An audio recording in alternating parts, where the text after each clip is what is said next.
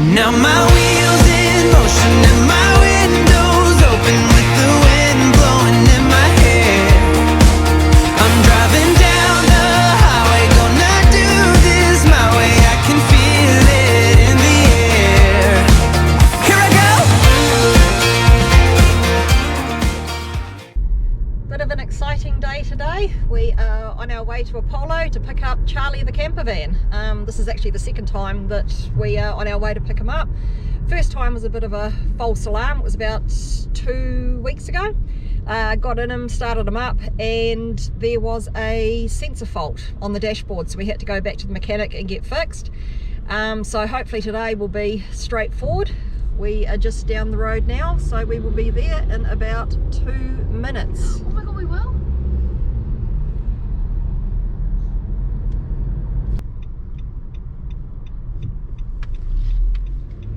And here we are at Apollo to pick up our van for the second time.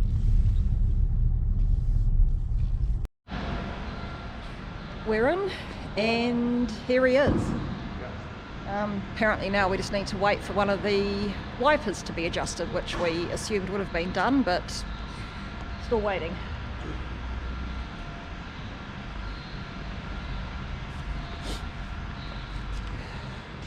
What you looking at? No, just everything.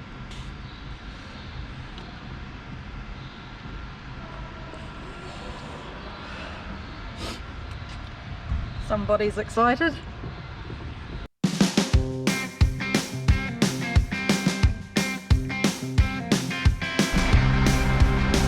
Hi! So yeah, we're going round the bend.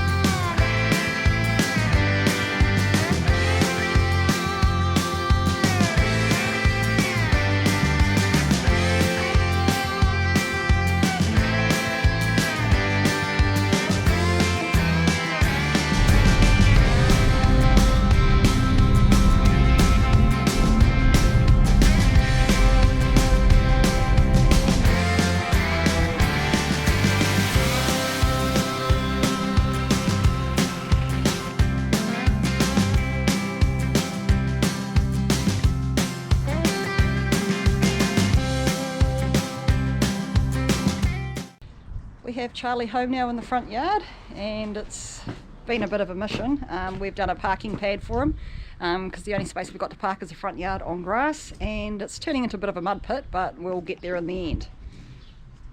So we've just got our boards on here to walk out to, and he's just parked at the side of the house on a parking pad that Adam made. So we shall go and have a look inside. So unfortunately our front yard slopes a little bit, so we parked on a bit of a hill, but we can still get the general idea. So starting from the front, just got the typical Mercedes cab. So it's quite roomy in there, so we can easily walk through from the front to the back, and we've got your standard privacy curtains so we can close the cab off at night.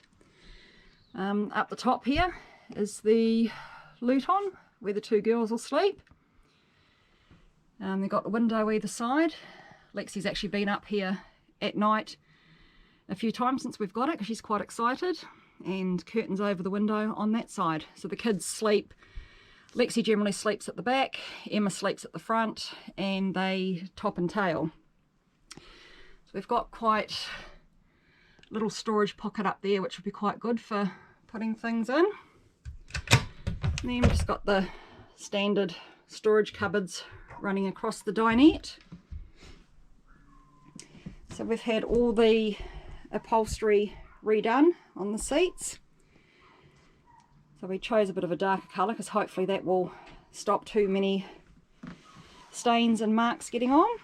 the dinette actually flips down to a double bed, or these end bits pull out, and I think it will make it into probably about a queen size bed. Pulls out either side, and the dining table clips out and also goes down and forms part of the base.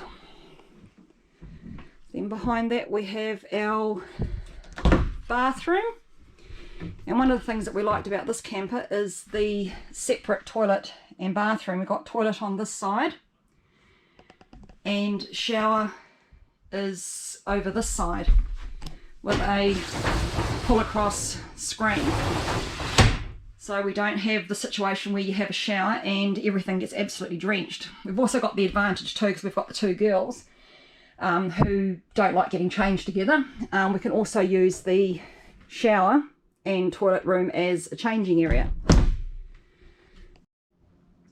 Down the back of the van we have the couch area that would fold down to probably a queen, or maybe sort of halfway between a queen and a king.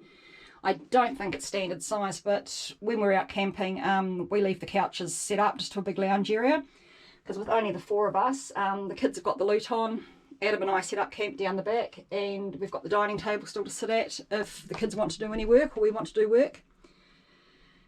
So I've got lots of storage cupboards above, so hopefully that will be good enough. Up here we've got the, I don't know what you'd call it, utility cupboard maybe, with all the switches and panels and so forth.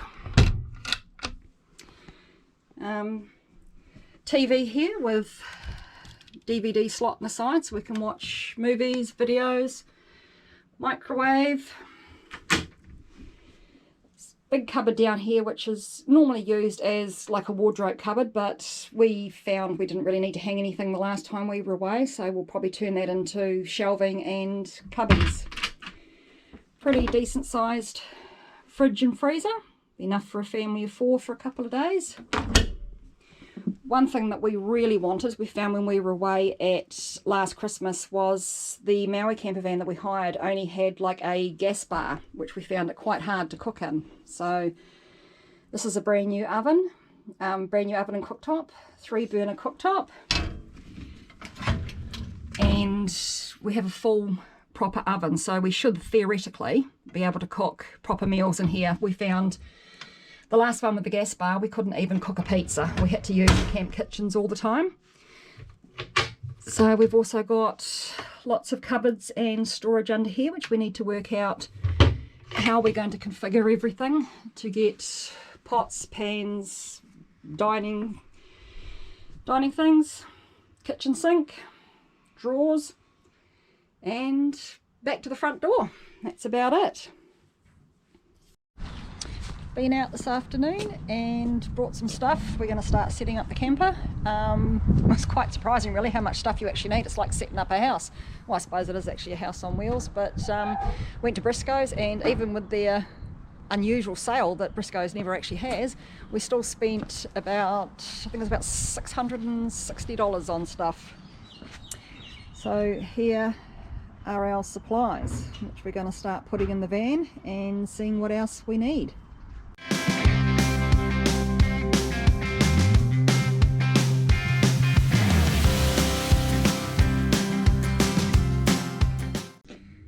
We're slowly getting Charlie camper set up. We have been to Briscoe's and spent, gosh, hundreds of dollars to fit them out. So we're sort of trying to make it home away from home, home on wheels. Probably one of my most favourite things is the toaster and jug. Nice light blue. I really love that. So we're starting to unpack. Got all our plates and so forth. We've got pots, colander, vegetable steamer. Just slowly sort of adding bits and pieces and then trying to work out what else we need and what we may have forgotten. Got all our cutlery. Trying to keep it basic so we're not sort of too overloaded, but also trying to make sure that we've got everything, because one thing we did find at Christmas was we found it quite difficult trying to cook Christmas lunch. We had no oven trays, we didn't have enough mixing bowls, there was no salad bowl.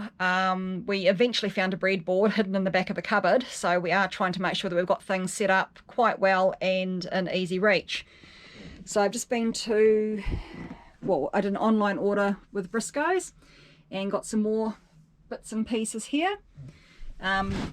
Microwave safe bowls, because the melamine dishes that we've got can't go in the microwave. We got those to hopefully cut down the amount of breakage that we have. Mixing bowls, Pyrex casserole dishes that can go in the gas oven, and most importantly, which we didn't have in our hired camper, was oven trays.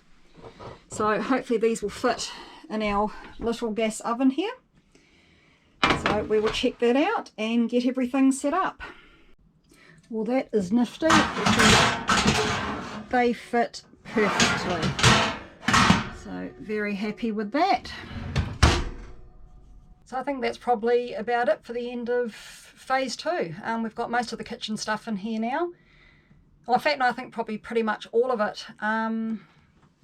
Probably got as much as we can, or as much as what I'm wanting to put in here.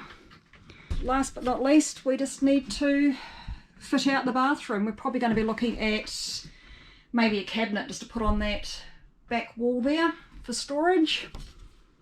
Oh, and also most importantly, we need to put our carbon monoxide detector up. They don't recommend that you sleep with the gas turned on at night, which we actually did when we hired the Maui because we didn't know. We do know to turn the gas off when driving, but apparently they don't recommend that you sleep with the gas on at night, but apparently a lot of people do. But regardless, we've got a carbon monoxide detector, which Adam will put up in the van at some stage. And we will hopefully have our first day trip on Saturday to test everything out. So we will catch you then.